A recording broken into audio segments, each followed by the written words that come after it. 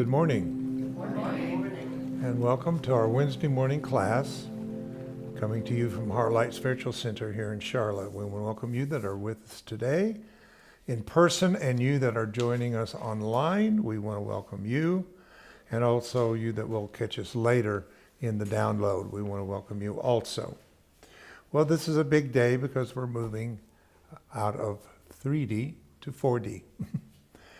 So I hope that we have a good established foundation for 3D, and I hope that that's something that you could somewhat explain to someone who might ask you, what does it mean to live in 3D or to be a 3D human? And you don't have to know everything that's been taught, but you need to know enough to be able to correspond that to people that I hope will come across your path that will be a part of this great collective search that I think is going on for people to understand who they are and to know the time they live in and to know where they've come from and what's brought them here and what is their responsibility to co-create our destiny as we move upward. I used to say one time we'd move over, right? And that's linear language. We move over to the next stage, the next lifetime, the next this, and so on. But today we're looking differently, and we're looking at moving up. As we have entered this place that we call the intersection of the linear and the parallel. So if you think of this, the symbol of the cross, for instance, you see where the two intersect each other. And that's a very powerful point to be at, because it's a point in which one has to use their power to make a life-changing decision, a choice. And the choice is either to follow on the linear pathway or to begin to energetically rewire ourselves, so to speak, to a more parallel idea of becoming more universal. So, 4D. A lot of people talk about 3D and 5D, but it seems everybody wanted to skip over 4D, and I don't blame them. I wish we could skip over 4D, but 4D is probably one of the most important of the three dimensions that we're talking about, because it is the place of the bridge. It is the bridging between the third dimension, life that we live every day, and our aspiration to become fifth dimension. If you think about every religion and every spiritual school of thought, everybody speaks of ascension in some form or another. It can be in Christianity, it's resurrection. In other teachings, it's the ascension. And so everybody understands that there is this innate pull to pull us up into higher states and to explore higher states of energy through using frequency or vibration. But we have to get to 5D, and I wish we could just magically end up as a 5-dimension person. And all that would mean is we would be the manifestation of total pure love with no condition. We would be a loving people. We would be a people of justice and equality. We'd be a people of not war, but of peace. We'd be a people of light and not of non-light. But we have to get there. So let's talk about 4D. I can't help but wanting to start with the analogy that I know the best, and that is the story of the Old Testament of the children of Israel. So let's begin there at least, and we'll go from there. The children of Israel. Now, I want to make it clear to you that the Bible is very clear to teach that the things of the Old Testament were done for us as examples. That's what it says. It says that the Old Testament stories are examples of us and our journey. It's not about just theirs, it's about our journey. So the fact that so much was given to this journey of the Israelites in their state of captivity, which would mean to us that really in 3D, we've been somewhat into states of captivity. You know, everybody's tried to put us into a box or boxes in 3D, because in third dimension, the story of our evolution is pretty much reductionism. That's why today we're still dealing with this idea of people who have specialized themselves. I think of the medical field. You know, you go to a doctor and they specialize in one part of the body, and then another doctor specializes in another part of the body, and everybody has their box that they live in. Now, that's the fact that we're breaking out of 3D would be the fact that we're seeing more of an emergence of such things as holistic medical or functional doctors. They're beginning to get it. They're the first flowering out of 3D in the sense of realizing there's got to be a better and a new model than the one that we've had for a lot of thousands of years of more Newtonian physics and that type of thing. So there is signs that all this is happening. It just hadn't stabilized itself as a norm. So it's just important that we've been put into education box. We've been in the financial box, the political box. We all have these different areas that define us and not only define us, but they are limited us. We're limited within that. So that's kind of a 3D thing that is we're moving out of. So let's say the children of Israel represents us in a state of I don't want to use the word slavery, but they were slaves. They were slaves to the Egyptian people. For 320 years, they were slaves. And every day, they went down to the mud pits, and they took straw in the mud, and they took their feet, and they mixed the mud and the straw so they could make bricks for Pharaoh. And Pharaoh could then build things based upon the slaves. Somewhat what happened in America when you think of a lot of things that we enjoy today in our government, such as the White House, was built on the backs of African American slaves. So slavery has always been used for the higher echelon of people and for their good. And in many ways, we have been feeding those who hold power and have a lot of greed by joining into their systems. And I think that's a part of why we have this outpouring of the last 150 years or so of people coming out of organized religion into more spiritual. When I think of the growth of New Thought 150 years ago with Fillmore and Holmes and so many we could name, were people that got out from the box of religion that had them boxed in. You know, if you were a certain religion, there was a certain creed, there was a certain doctrine. Many times you had to sign it and say, this is going to be my belief system is based upon the confinements of the belief of the religion. And a lot of you wouldn't be sitting here if you had not broken out of that.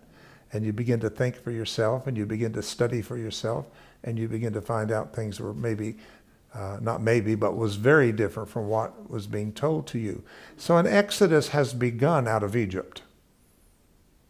You understand? It's subtle. It's not an event where everybody just leaves, but it took them 430 years.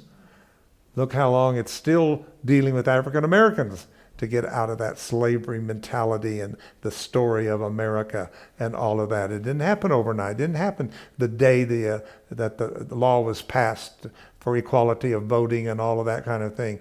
We still deal with these things.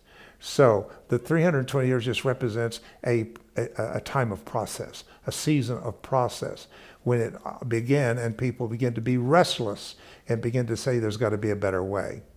And that's what happened, I think, with the story of the Egyptian people. It took them a lot of generations, but there became a generation that was not like all the other generations. He said, oh, we'll just stay and keep making bricks for Pharaoh until something miraculous happens and we are released out of here. There came a generation that said, no more. Same way today. Whether it's African Americans, Native Americans, I don't care who has ever been put into a box within the box. Women. In the 60s, women said, I know I'm destined to be more than some man's woman, or to be a housewife, or to take care of children and work and all of that. And women began to come out of it, and they wanted equality, and they wanted to be in the job place, and they wanted to experience their creativity. Gay people who had been closeted so long and lived such secret lives and shame begin to get out there and march and begin to say, we're here. We have not been seen. So you see, that's the story of Egypt. That's the story of coming out of the bondage of 3D and beginning the journey.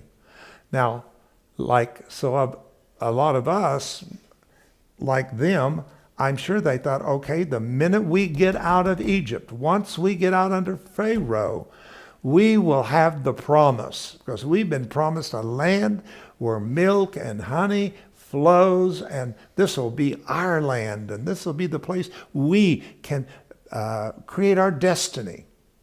But that's not what happened. The minute they stepped out of Egypt, they went into the wilderness. And that brings us to 4D.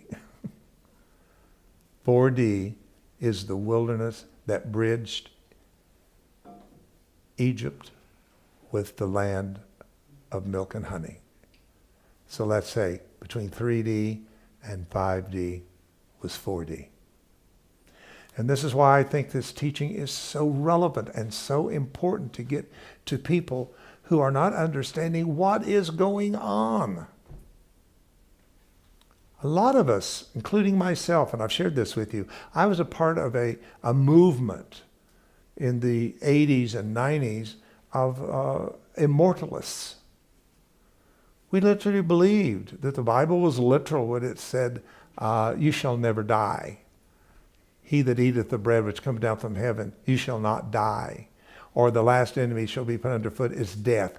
We really believe that we could attain immortality while in this mortal body. And as I've told you, after about, 5, 6, or 7 never die funerals that I went to, I had to think differently.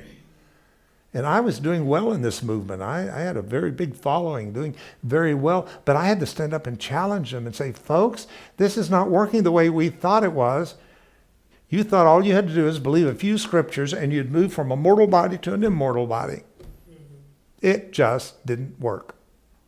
So you see the story, the symbolism of Israel leaving Egypt and thinking that's all we needed to do. And we'll go right into the thing that has been promised, into our destiny. But what was waiting for them was what was between the two, and that was the wilderness. So for 40 years, they wandered in the wilderness. 40, by the way, in scriptural numerology, is testing. Jesus was guided into the wilderness to be tempted 40 days and 40 nights, to fast 40 days and 40 nights. So 40 plays a big number here in the fact of testing. Was it far from Egypt to Canaan, the land that they were promised? No. It was maybe 40 days. If you look on a map, it's just really close. It's not far from Egypt over into what is called Israel today. But yet they spent 40 years. And it says because the God of Israel changed every day into a year. Now, was he punishing them? They had done something wrong? Absolutely not. They had done what was right. But they lost their confidence the minute they got out of Egypt, and it wasn't what they thought it was. Are you with me? They lost their confidence and started complaining and grumbling and projecting that on Moses. Moses began the point for their projections. Moses, what'd you bring us out here for? To die? To starve? I mean, they were really angry at Moses because they didn't walk into one thing into the next, into their destiny. But he brought them. And I want to say too, symbolically, one of the first things that they had to deal with when they got out of there was what? The crossing of the Red Sea. So right now things may look impossible. And there's times even I have to watch it. It looks, I don't know how this is possibly going to work out. I don't know how we're ever going to really get it together. I don't know how we're going to solve the racial or the gender or the other isms that has us so stirred up right now. That's standing at the Red Sea. That which looks impossible. That looks like there is no way that it's ever going to change. But you see, this, in the story, God had given Moses something called power. Oh, I just feel I got to say this today. Power, because that's what we've been talking about on Sunday mornings. Know your power. I'm the center of my power. And the power was symbolized in that story as a rod, a staff, a rod. And this was not just a stick. This had been taken out of the most holy place, or was going to be put in the most holy place, which is going to be called the rod of Aaron. Now, the thing that was interesting about that rod, when it was taken into the most holy place, or into where the presence called Shekinah was, it blossomed with blossoms. This old dry-looking stick that looked like nothing became a beautiful, beautiful staff with all kinds of blossoms and life on it. What am I saying to you? What is Spirit saying to us today? Things aren't as they seem. Things that look like it's insurmountable and impassable is not at all. There is a plan. Call it God, call it intelligence, call it universe, but there is a plan of how that we can move through this and receive our position in the destiny that is before us, which in this case is 5D for us. That is the destiny we want to get into. Are you with me? So, Moses forgot his power. That's the thing, we've all forgot our power. And as I said Sunday, because we've given power to an all-powerful God outside of ourselves. If God is all-powerful but outside of yourself, you're none powerful. Do you hear that? If it's all, A-L-L, powerful, then there's no power for you. So you've got to beg and wheel and deal for that God to do things for you because you are powerless. And I got to say, when we bought into that, what showed up? But the ego started putting systems together called religions. And religion says, we're going to help you powerless people, you sinners, you people that don't have anything. We're going to link you and show you how you can get it from an all-powerful God. How you dress, how you speak, morality, the laws. And they begin to say, this is what you got to do. And then you'll appease God and God will give you something from his power that you don't have. But now we're learning that that power that was out there is the power that is in us. That we have the power. So here's what it says in the story. And this is Kabbalah too. This story is big in Kabbalah. Moses, what is that in your hand? Moses goes, well, I don't know. I've been carrying this thing for a long time and it kind of helps me balance and keep walking and whatever. Oh my God, this This is the rod of power. And that's when he takes the rod and goes like this, and the Red Sea. Now, whether that literally happened or not does not matter to me. It's the symbolic of what does it mean to me and you? That as we stand at what seems to be impossible to get through this time that seems to be getting worse and worse and worse every day, more intense, more emotionally charged every day. The Spirit is saying to all of us today, here and out there, what is that I've placed in your hand? Your power.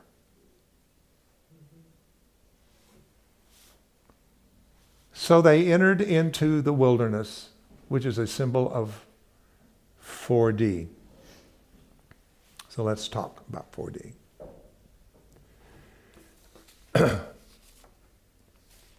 This says that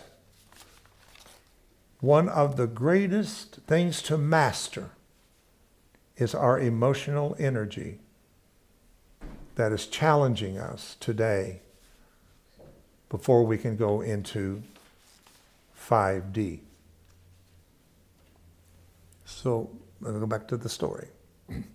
One of the reasons in the story that the God of Israel wanted them to be in the wilderness was to heal from all of what they had accumulated in Egypt, 3D. Remember when I say Egypt, 3D.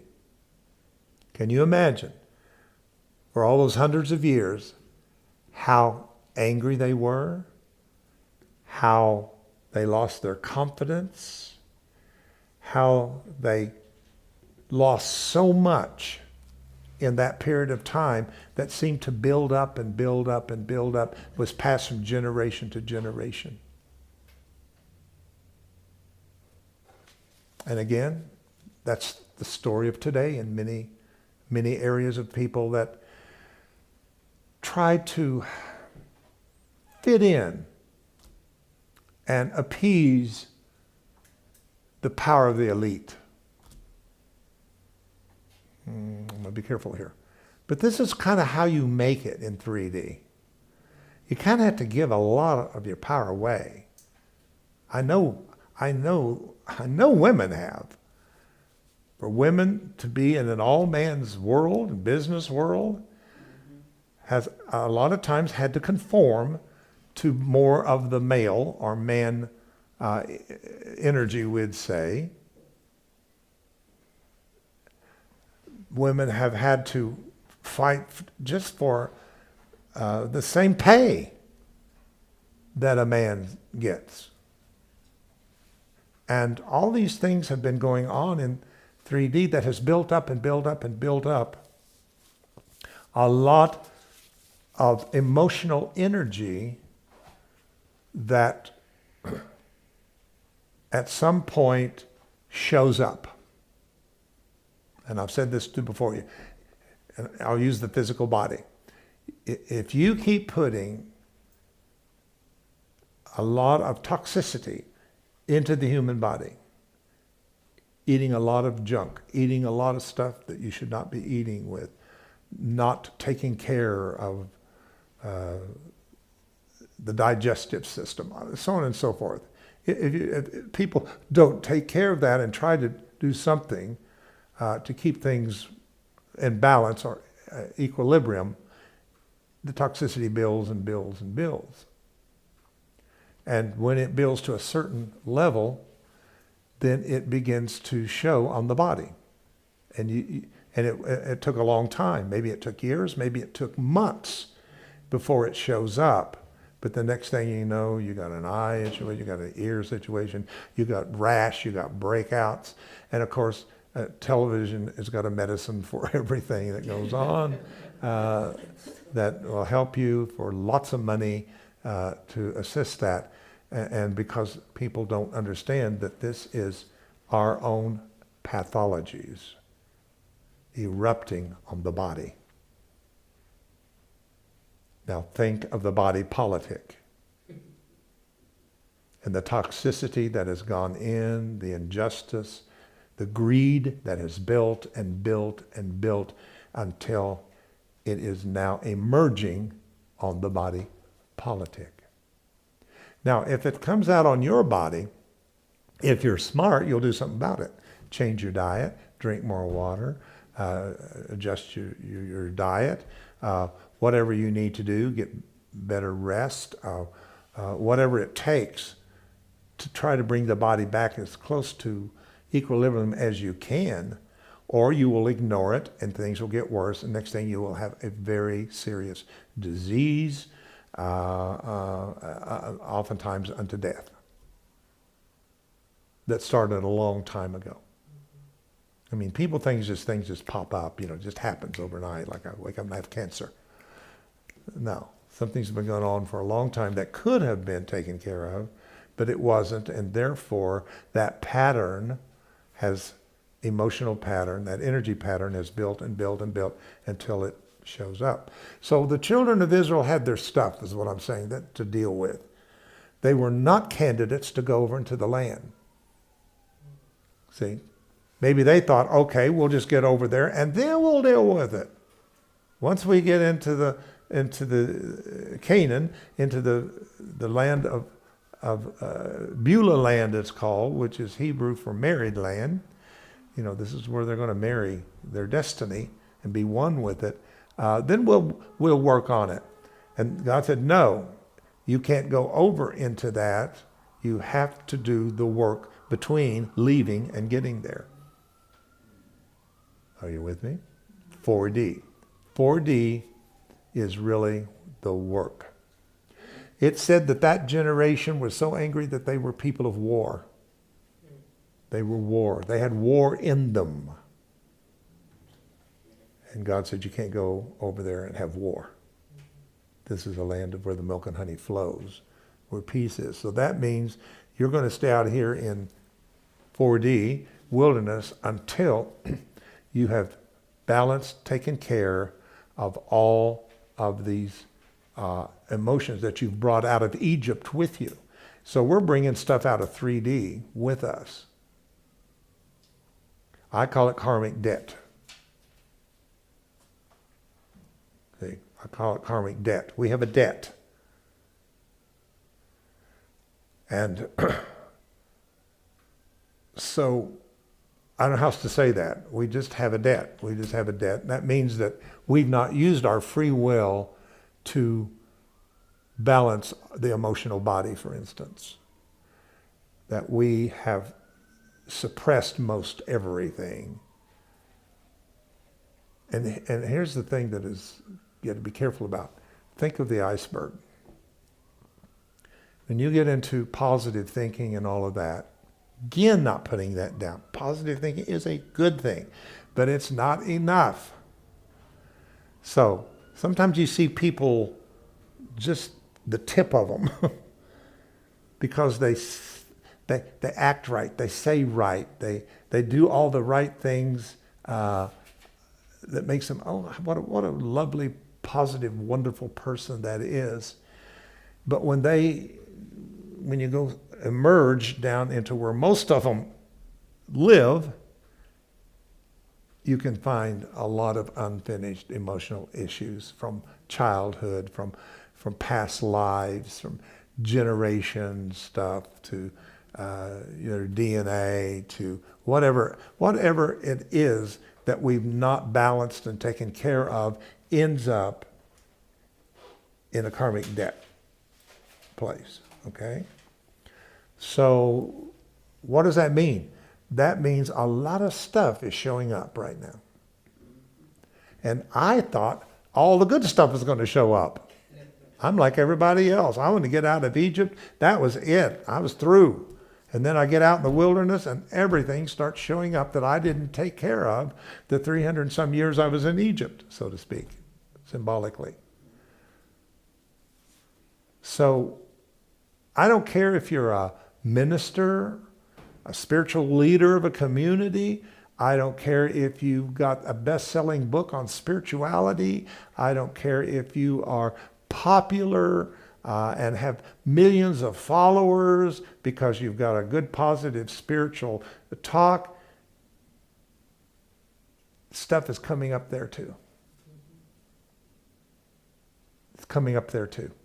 So don't think that people are exempt because you see them at their best. You know, I get there on Sunday morning, I step into the best I can.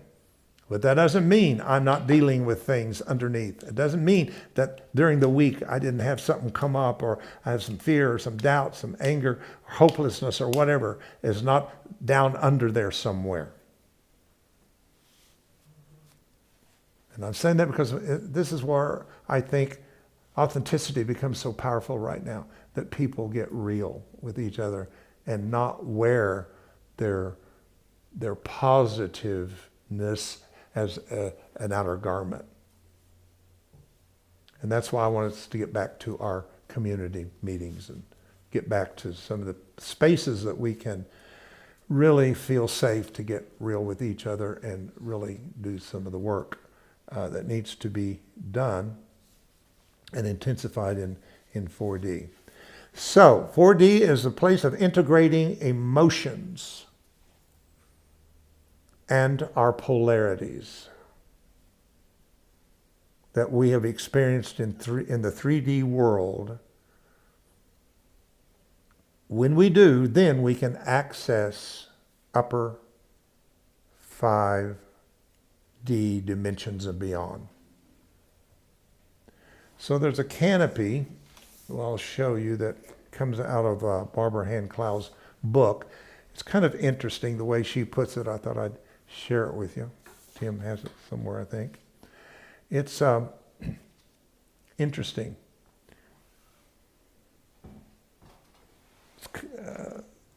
So 1, 2, and 3D is where we are. And I find it interesting, she put the human laying down horizontally. Horizontally. And the Bible says, and I like this, for God made man upright. Vertical. Then in Job it says this, while man lays on his bed at night season, God visits in dreams and vision and shows him his uprightness. Isn't that interesting? I mean, who would have caught that in the Bible? With that, it's so interesting that it's also coded there that we on a linear line, timeline, think we're going somewhere, and we never are. But it says above us is this canopy of 4D.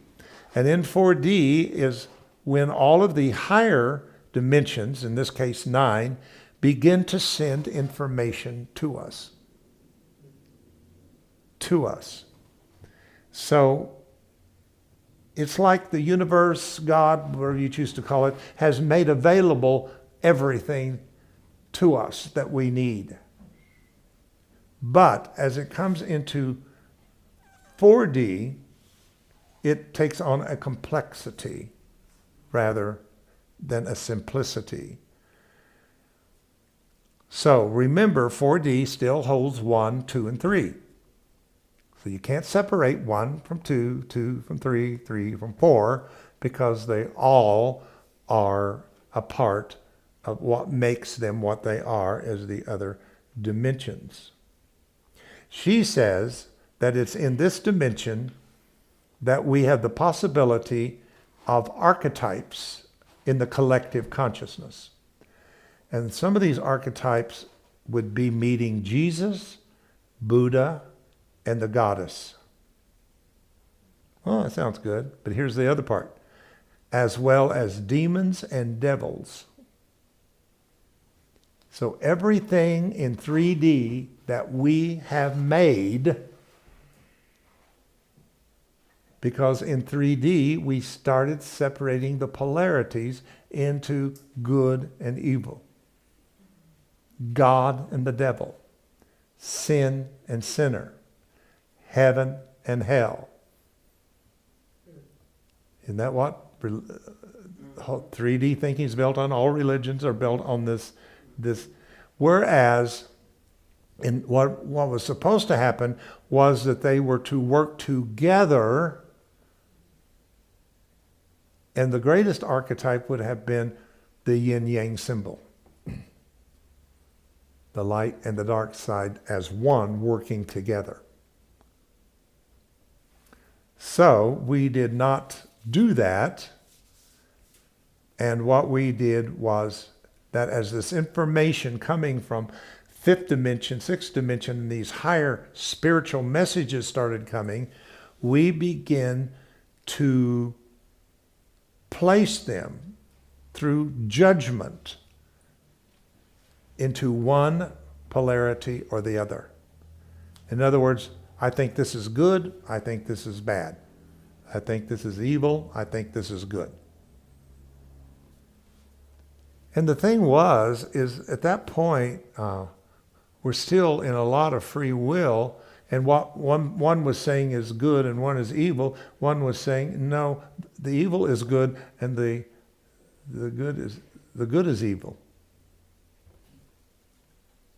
You got that right now. Look at what's going on with this abortion story. And I'm not going to get into the politics of the abortion story, but I'm just telling you, there's people that think this is good about it, and some people say, that's not good, that is evil to do that, and vice versa.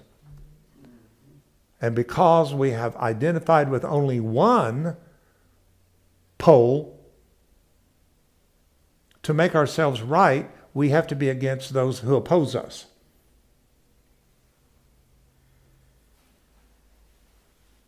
So transmitting thought, our light, to enter 4D, its structure divides them into polarities. It should have been the yin and yang of creation, integrated together.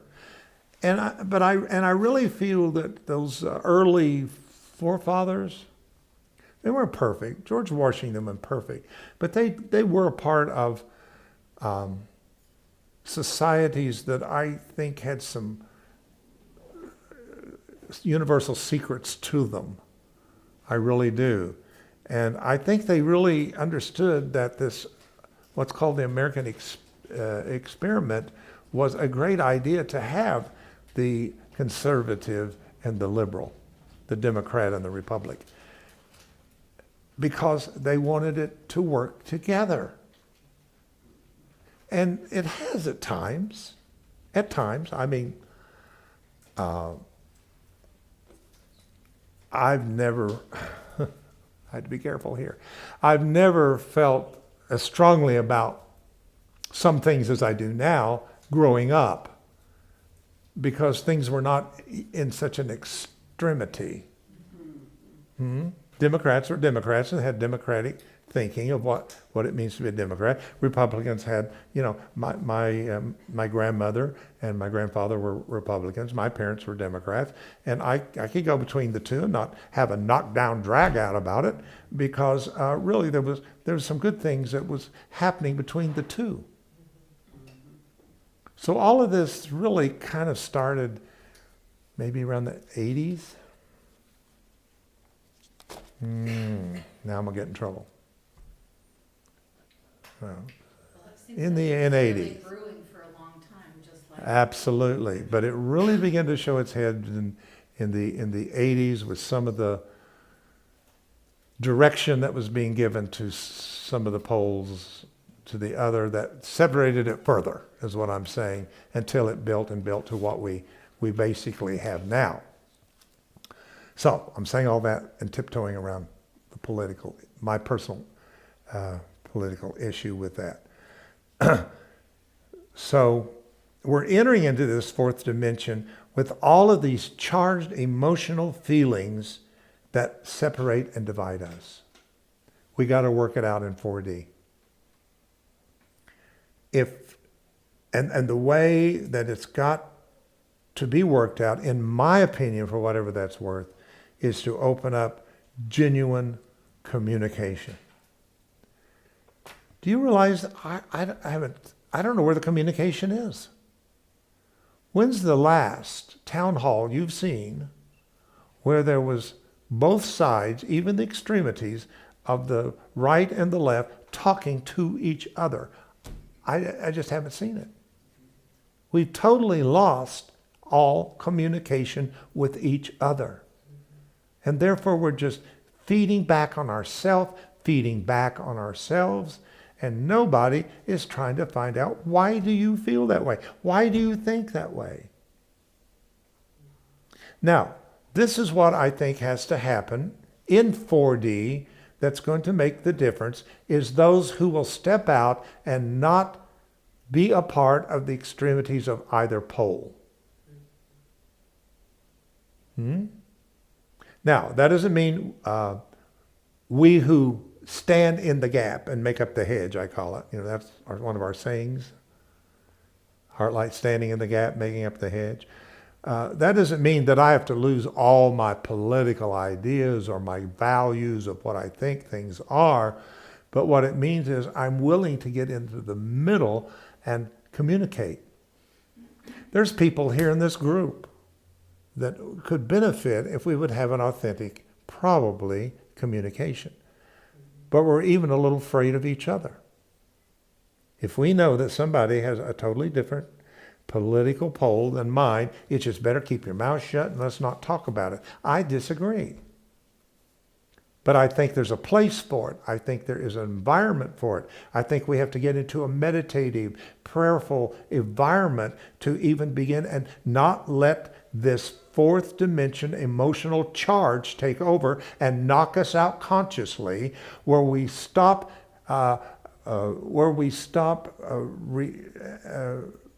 being proactive with each other and start being real reactive with each other. Then that gets worse, doesn't it? That gets worse. So we've got to be willing to take a different position. And that's what we're attempting to do. I don't know how to do that. I don't have all the answers to it. But I know that's what we should strive for and aspire for in doing that. So the fourth dimension is emotional. It's all about emotions. It's all about the emotional body. And the emotional body is feeling the charge right now like never before. Intense feelings.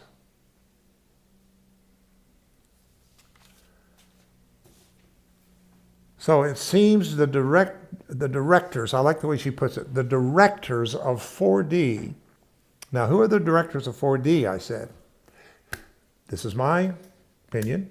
But the directors of 4Ds was the elite that was in control of 3D, who are still trying to control it in 4D.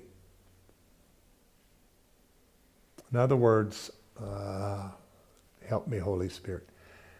Let's go back when we had more control. Let's try to get everything back in its box where it needs to be. Things are getting too out of the box for us. I mean, how do I say that? Let's put them in their place. Because when they were in their place, we could control much easier. But now they've gotten out of their box and they're running kind of with it. Keep the gays in the closet, keep the woman in the house, keep the black people on their side of the track, and so on and so forth it goes.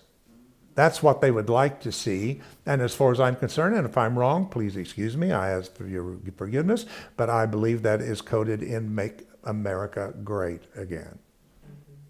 Great for who? Money. Great for who? The elite. Yeah. And those who have held the money, and those who have influenced policy, and those who have done that, they are a little shaken right now because the lines are a little blurry of what they have drawn. So, the directors, those who are directing, controlling in 3D, who are still in 4D, and this, how she defines them, are the less evolved 4D manifestations. I really like that, because you got people who are controlling that has not grown in the evolution of their consciousness. They're holding the old school of thought that's been passed down from generation to generation.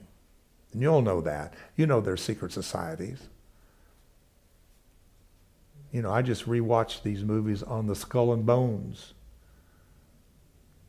you know, which is a secret society at Yale that produces presidents and people, whatever. And, you know, it's passed down from people to people to people to people. Don't stick your head in the sand and say those things aren't happening, because they have been happening all along. Policy. So now they're raising interest. Maybe they should, I don't know, but they didn't ask me about it. Because a very few people will decide that, and how much, and I will have to deal with it. See, not much democracy is there. Okay, I'm trying to stay out of it. Help me, Lord. Help me, law, spiritual law. So, those who have been directing this are still wanting to manipulate 3D humans who have gone into 4D, into aligning with them in one pole or the other. This is their best thing they've got right now, is to put us against each other by making us extremely against each other by identifying with one extremity over the other extremity. When this happens, it throws creation out of balance. Mastering our emotional energy is probably one of the biggest challenges to become a 5D human. So, what does that mean? How can we do that and maybe help each other to not reach the state of a charged emotion, but still have a feeling? There's nothing wrong with having a feeling. In fact, the feeling can be very used by spirit. A feeling to do this, a feeling not to do that. It's almost part of intuition. An intuitive feeling can keep you in line and on your path. But when the feeling becomes charged to an emotion until it reaches the physical level, that's when we start fighting, picking up guns and doing horrible things and jumping out of our car on 77 because somebody is following us too close or somebody honked at us or whatever. And all this reaction that is going on all over the world is because people are reaching such a state of emotion, they're being knocked out consciously, and they don't even know what they're doing half the time.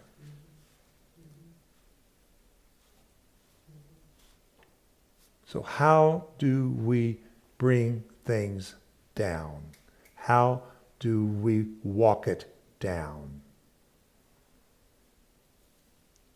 If we don't, as I said earlier, this will build up inside of us and will become like a river being dammed. A dammed up river does not flow. When energy builds up until it breaks the dam, causing a rush of emotion, whereas if we had not held back the emotion, we would stay in a state of balance or flow of life.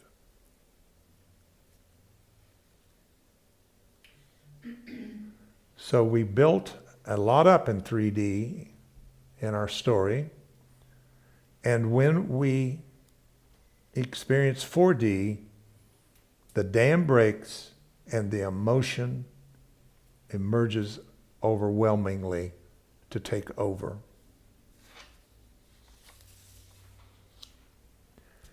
The people who has held on through this time of 3D have been the indigenous people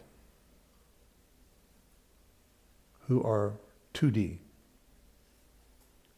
These are the people of nature, the people of earth, the people that did not lose the rhythm of nature and of earth and communication with earth.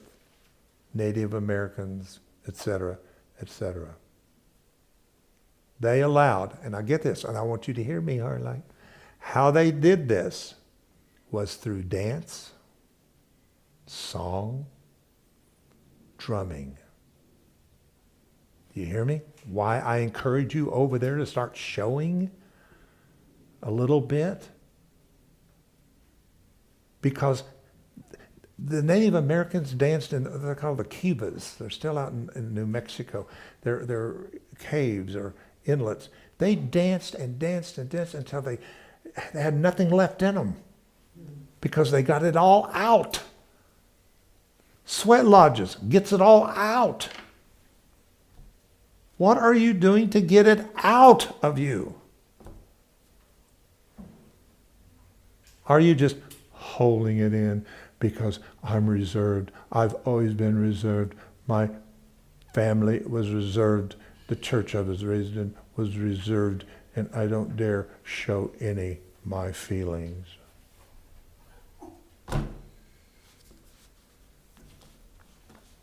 Think about it. Michael has built us a wonderful, wonderful fire pit out here. Yeah.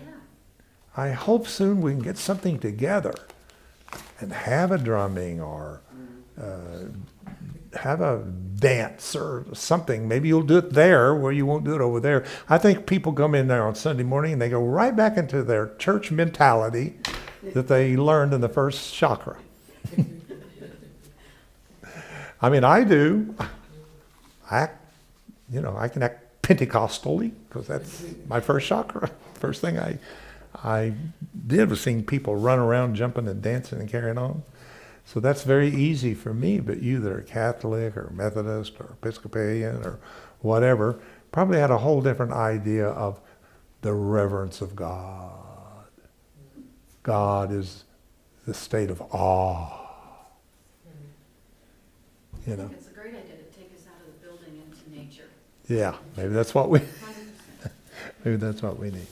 So 4D is what we're in, and that's what we've got to learn how to navigate ourselves through it.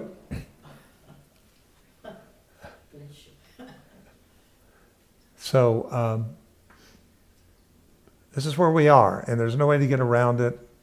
There's no way that we can do. It's not magic. It's something that we have to prepare ourselves mentally, emotionally, spiritually, and physically to be able to go through this time of the 4D experience. There is a lower 4D and a higher 4D. The lower 4D is the astral plane, and that's where we put all of our so-called demons and devils and stuff like that we have made. We made them. They're parts of ourselves, and we have placed them into the lower. So that's why getting through the lower first parts of 4D is going to be the greater challenge of moving more into 4D and finding the flow. What's the other 4D? Well, the 4D is the place in which they begin to build the tabernacles and worship, and they begin to put the stones in the breastplates, and they begin to actually put it together. Because they were past their lower emotional self. So now they begin to do the work of preparing themselves to go over into the land. And so that's going to be an easier time when we can start building. See, right now we're digging down to build a foundation before we can build the house, so to speak, the tabernacle. So that's the hard parts, the digging down into the earth and running into the roots and the rocks and the stuff that you didn't know was there, and pulling it out, and the weeds and all that kind of stuff. That's the hard work. The easy part is, the pretty part is when you start putting up the building and you start seeing something above ground happening. All right? Okay. Any questions or statements or? Any suggestions as to how to do it easily? There's no easy. So, Smootherly? solfeggio tuning for us. Okay. Of course I'm going to say that. But there's many other, that's why modalities are important that are causing what we call the spiral out and the curve of 5D opening 6, 7, 8, 9, 10, so forth. So yes, vibration, sound, meditation, we're totally being supplied by the universe with everything we need.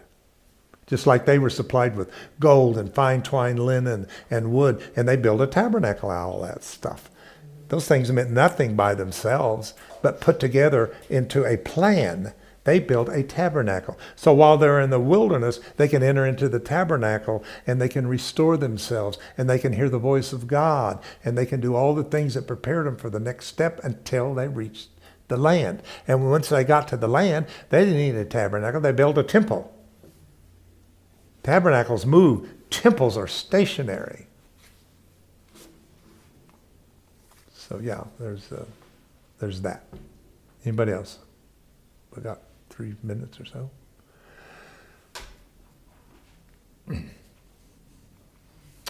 So I need to say to you something. I need to talk to you. We need to keep the financing of this class. And here's what's happening. Some of you understand and you give a nice offering to HeartLight and you put on there $50 is for the class. So we know to take out of that a certain amount. If you're doing that and don't put it on there, we don't know, and it all goes to HeartLight and it's not coming to the class. Now some of you give to the class directly and spirit, and that's fine, but things are slipping just a little bit financially here, and I want to catch it before it becomes a real challenge to us. So be very conscious and aware of your giving to support. I don't know a more important time for HeartLight to be here and to thrive. I know the economy's bad. I know all of this is bad, but it's relative to us. Don't take it serious. It's relative. I don't know if you're paying $4 and something for gas. I remember paying 19 cents for gas, and that was a lot. I remember when $1 was a lot for gas. It's all relative. So the thing is I don't have enough money. You don't have enough money, but you've got a great source. So cash in on your source. Call it God or whatever, but it'll meet your need. It'll help you to get gas in your car and to have some to support your spiritual place. Yes? Okay, this is not a question so much as, like I said, it's a suggestion related to what we were talking about a few minutes ago about 4D. I think something that is, for me, I've noticed, is having an intention. You know, if I was just doing meditation and tuning and so on, but without a direct intention, it's kind of like wandering in the wilderness. For me, I have to have a direction, a purpose, a particular purpose that I'm heading towards in order to get there.